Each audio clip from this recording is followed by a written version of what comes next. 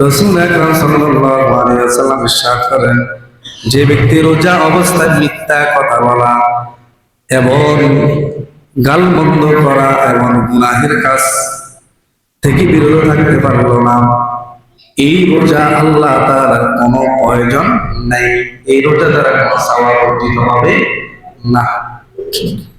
তাহলে রোজা রেখে মিথ্যা কথা বলা যাবে না।